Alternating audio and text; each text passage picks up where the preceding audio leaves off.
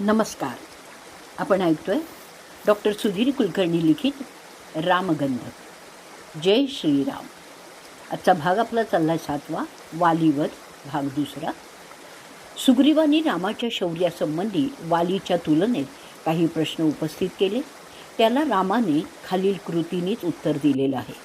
पर्वतप्राय दुदुंबीच्या निष्प्राण देहाचा सापळा केवळ पायाच्या अंगठाने कैक योजने दूर फेकला.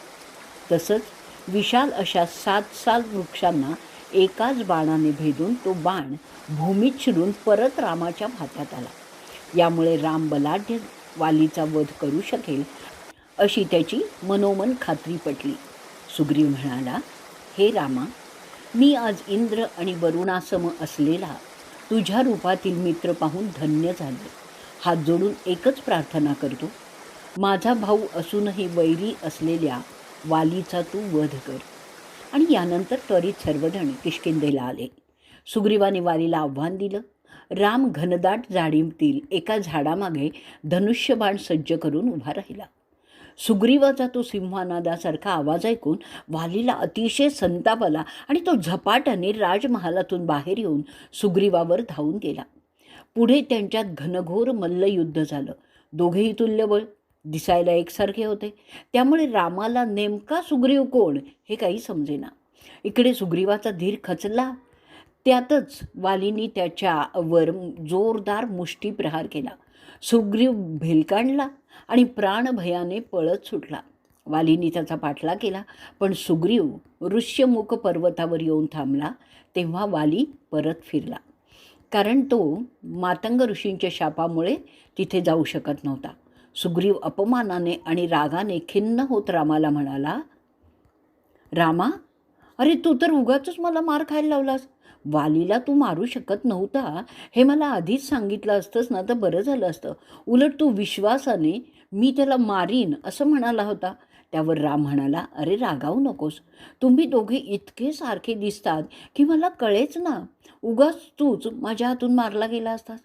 तो पुढे म्हणतो देखील की अरे आम्ही दोघेही एक प्रकारे तुझे आश्रित आहोत. तूच तर आमचं रक्षण करता आहेस. उद्या परत वालीशी लढायला जा, पण नागपुष्पींची माळ गळ्यात घालत जा. त्याप्रमाणे दुसऱ्या दिवशी सुग्रीवाने किष्किंधेला जाऊन वालीला आव्हान दिलं. घनगंभीर आवाज केला. वाली त्यावेळेस अंतःपुरात होता. तो आव्हानात्मक सिंहनाद ऐकल्यावर वाली धडपडत उठला. संतापाने दातावर दात घासायला लागला. डोळे खदिरांगासारखे लाल झाले. जोरात पाय आपटत आपटत तो चालायला लागला. त्यावेळी पत्नी ताराने त्याला घाबरून घट्ट मिठी मारली आणि म्हणाली, स्वामी, तुम्ही तुमच्या शत्रूपेक्षा बलवान आहात, पण ऐका, काल सुग्रीव तुमच्याशी युद्ध करायला आला आणि मार खाऊन गेला, परंतु असं असूनही तो आज तुम्हाला परत आव्हान देतो आहे. याचा अर्थ त्याला कोणाचं तरी साह्य मिळालेलं आहे. आणि ती पुढे म्हणाली देखील की सुग्रीव मुळातच चतुर आणि बुद्धिमान आहे. परीक्षा घेतल्याशिवाय तो कुणाशीही मैत्री करणार नाही. त्याच्या आवाजातील दर्प सांगतोय की त्याचा मदतनीस कोणी साधासुद्धा नाही आहे. आपला मुलगा अंगद नुकताच त्या भागात गेला होता. गुप्तचरांनी सांगितलं की महाराज दशरथाचे 2 शूरपुत्र राम आणि लक्ष्मण इथे आलेले आहेत आणि ते सुग्रीवाला सहाय्य करण्यास कटिबद्ध आहेत. ती म्हणाली, त्यातील राम हा तर साक्षात प्रलयाग्नीसारखा आहे. शत्रूचा नाश करणारे पण साधुसंत दीनदुःखी यांचे आधारवड आहेत. मुख्य म्हणजे ते युद्धात दुर्जयी आहेत. बघा, एक स्त्री जिला परिस्थितीचं पुरेपूर भान आहे, परिसरात येणाऱ्या प्रत्येकाची सखोल माहिती तिच्याजवळ आहे. केव्हा नमतं घ्यावं केव्हा वरचढ घ्यावं याचं ज्ञान तिला आहे. प्रत्यक्ष अजेय पतितला सल्ला देण्या इतकी धर्मज्ञ आणि व्यवहार चतुर्थी आहे. अशी वाली पत्नी तारा त्याला पुढे सल्ला देते, अशा रामाशी तुम्ही वैर करू नका. सुग्रीवाला युवराज्याभिषेक करून रामाची मर्जी संपादन करा. दुसरंही असं की सुग्रीव तुमचाच छोटा भाऊ आहे. त्याचं लालन पोषण करणं तुमचं कर्तव्य आहे. त्यांनी कधीही तुमचं अहित चिंतलेलं नाही आहे. अहो, सुग्रीवासारखा बंधू तुम्हाला मिळणारच नाही. कृपया माझं ऐका. मी सांगते म्हणून रागावू नका. त्या कौसल्यापुत्राशी शत्रुत्व घेऊ नका. यावर वाली संतापाने उद्गारतो, अगं, सुग्रीव मला आव्हान देतोय आणि मी गप्प बसू? अगं, राघवराम धर्मज्ञ आणि कृतज्ञ आहेत. माझ्याशी ते वाईट पापकर्म का करतील? वाली पुढे सांगतो, तारा, तुझ्या शब्दाचा मी मान ठेवतो. मी सुग्रीवाला मारणार नाही. फक्त मुष्टी प्रहार करून जर्जर करून त्याला पळवून लावेन. तू आता अंतःपुरात जा परत. जड अंतःकरणाने अस्वस्थ मनस्थितीत तारा परतते. त्यानंतर दोघात भयंकर द्वंद्व सुरू झालं. थोड्याच वेळात सुग्रीवाचं बळ कमी पडू लागलं. केवळ श्रीरामाला दाखवण्यासाठी उसनं अवसान आणून तो वालीशी प्राणपणाने लढायला लागला. झाडाआड उभ्या असलेल्या रामाच्या ते लक्षात आलं. त्यांनी आधी धनुष्याचा टणात्कार केला आणि दुसऱ्याच क्षणी एक सोन्याचा बाण सोडला. वालीच्या छातीचा वेध घेताच वाली जखमी होऊन खाली कोसळला. तथापि त्या शरीरातील प्राण, तेज, शोभा आणि पराक्रम जराही कमी झाला नाही, कारण इंद्राने दिलेल्या माळेमुळे त्याचवर कुठलाही परिणाम झाला नाही. वाली भूमीवर पडलेला पाहून राम आणि लक्ष्मण दोघेही त्याच्याजवळ गेले. त्यांना पाहून वाली म्हणाला, हे रामा, तू तर राजपुत्र आहेस, तेजस्वी आहेस, तर सत्वशील आणि चारित्र्य संपन्नही आहे, उच्च कुलातील आहेस. असं असूनही मी दुसऱ्याशी युद्ध करत असताना मला बाण मारला, यात तू कोणतं महान कार्य केलंस रे? पुढे तो म्हणाला, मी लोकांकडून तुझं गुणवर्णन ऐकलेलं आहे. तू उत्साही आहेस, समबुद्धी आहेस, उत्तम आचरण असलेलं आहेस आणि धीरोदात्तही आहेस. इतकंच नाही तर जे राजाचे गुण आहेत ते सगळे काही तुझ्यात आहेत. खरं तर तारांनी मला इथे येण्यास विरोध केला होता, पण राम धर्मज्ञ आहे.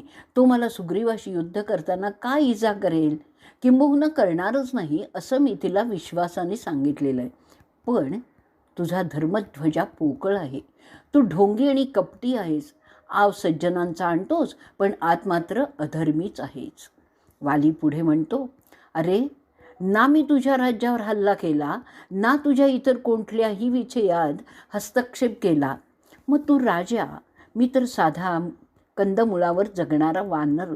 असं असूनही तू मला का मारावं हे मला काही समजत नाही आहे. वाली त्याला पोट तिडकीनी सांगतोय, आम्ही वनचारी आहोत. जंगलात जे मिळेल ते आम्ही वापरतो.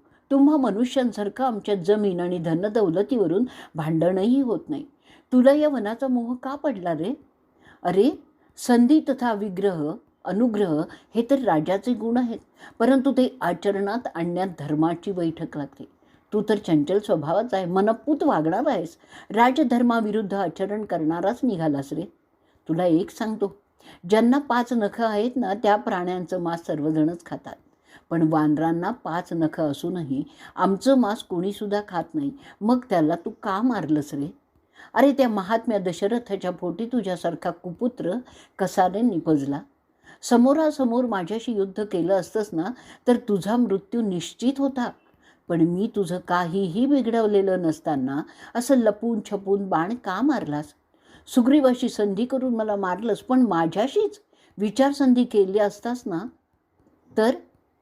अरे, मी तर रावणाची पेक्षा मानगूट धरून त्याला मारून मैथिली कुठेही अगदी पाताळात सागर तळाशी असती ना, तरी तिला शोधून तुझ्यासमोर आणली असती. तू सज्जन लोकांना, धर्मज्ञांना काय रे उत्तर देशील? राम बाणाने विद्ध होऊन वाली खाली कोसळला. त्यांनी रामाची निंदा केली. मला का मारलं हाही प्रश्न केला. बोलता बोलता वालीला धाप लागली, ग्लानी आली. तो सावध झाल्यावर राम त्याला म्हणाला, अरे वाली, धर्म, अर्थ, काम आणि लौकिक आचार जाणल्याशिवाय तू लहान मुलासारखा माझ्यावर आरोप करतो आहेस. ते पुढे म्हणाले, ज्येष्ठ श्रेष्ठ बुद्धिमान आचार्य किंवा अनुभवी लोकांचा सल्ला न घेताच तू अशी भाषा का करतोयस? तुला माहीत नाही का ही भूमी, यातील पर्वत, नद्या, वन, पशु, पक्षी तथा मानव यासह इक्ष्वाकू कुलाच्या स्वामित्वाखाली आहे. यातील प्रत्येकावर अनुग्रह करायचा की दंड द्यायचा हा अधिकार सम्राट भरताचा आहे. तो नीतिज्ञ, धर्मज्ञ, सत्यव्रत असूनही प्रत्येकाला न्याय्य वागणूकच देतो. त्याचंच आम्ही आणि इतर राजे धर्मपालक प्रतिनिधी असून सर्वत्र धर्माचरण होतं आहे की नाही ते पाहत फिरत असतो. त्याच्याच आज्ञेनुसार आम्ही अनुग्रह किंवा दंडही देत असतो. तू कसा आहेस सांगू तुला? तू केवळ कामाधीन आहोत, अधर्म आणि कुकर्माची पाठराखण करणार आहेस. अरे, जन्मदाता, ज्येष्ठ बंधू आणि गुरु हे सर्व पित्यासमानच असतात. तसाच छोटा भाऊ, शिष्य आणि स्वतःचा मुलगा हे सर्व पुत्रासमानच मानले जातात. परंतु त्यांच्याशी गैरसमजूत बाळगत दुर्वर्तन तू केलंयस. ते पुढे सांगतायत, सज्जन लोकांनी अंगीकारलेल्या धर्माची गती फार सूक्ष्म असते. ती सहजगत्या कुणीही जाणत नाही. परंतु तो खरा धर्म प्रत्येकाच्या हृदयातच स्थित असतो. सारासार विचाराने आपला अंतरात्मा हे जाणत असतो. मनुष्यालाही याचं ज्ञान नसतं. तू तर वानर आहेस, तुला धर्म काय रे कळणार? तुला मी का मारलं ते आता एक स्पष्ट सांगतो, ऐक तू. सुग्रीव जिवंत असताना तू त्याच्या पत्नीशी कामकर्म केलंस. वस्तुतः धाकट्या भावाची बायको ही सुनेसारखी असते. हे अधर्मकृत्य केल्यानेच मी तुला मारलेलं आहे. मी क्षत्रियो कुलोत्पन्न असा आहे. जे कोणी आपली सख्खी बहीण, कन्या आणि छोटी भावजय यांच्याशी कामपीडित होऊन गैरव्यवहार करेल त्यांच्याकडे मी दुर्लक्ष करू शकत नाही. राजाज्ञेनुसार याला देहदंड सांगितलेलाच आहे. तू तर मर्यादाभंग केला आहेस, म्हणून मी तुला मारला आहे. राम सांगतात, लक्ष्मण जसा माझा भाऊ आहे तसाच माझा भाव मैत्रीनंतर सुग्रीवाप्रती आहे. अरे, आमची मैत्री झाली ती मुळी स्त्री रक्षण आणि धर्मराज्य यासाठीच झालेली आहे.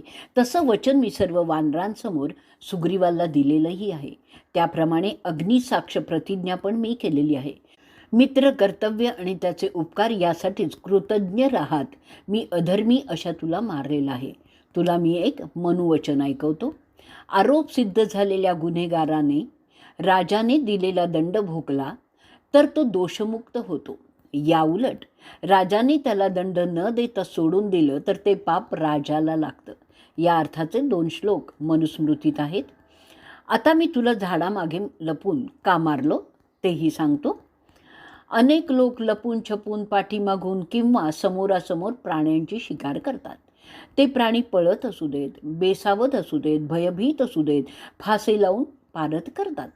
मांसाहारी लोक प्राण्यांची शिकार त्यांच्या पाठूनच पण करतात. यात त्यांना कुठलाही दोष लागत नाही, म्हणून मी तुला मारले. राजा हाच भूपाल आणि पशुपालही असतो. त्याला उलट विचारणं, त्याची निंदा करणं, त्याला मारणं हे धर्मसंमत नाही आहे. इथे तू माझ्यावरच रागवतो आहेस. मी राजधर्माचं पालन केलं, यात माझा काहीही दोष नाही. यावर मात्र वाली निरुत्तर होतो. स्वतःचा दोष तो कबूल करतो आणि रामाची क्षमाही मागतो. सुग्रीवाला राज्याभिषेक करून माझा पुत्र अंगद आणि स्त्री तारा यांची काळजी घे असं सांगून मूर्छित होतो. आता जाता जाता समष्टीच्या भल्यासाठी आणि सद्धर्माची प्रतिष्ठा जपण्यासाठी, पुनर्स्थापनेसाठी वेळ प्रसंगी किंचित अधर्माचा आश्रय. आजचा भाग आपण इथे संपवणार आहोत. श्रीराम जय राम जय जय राम.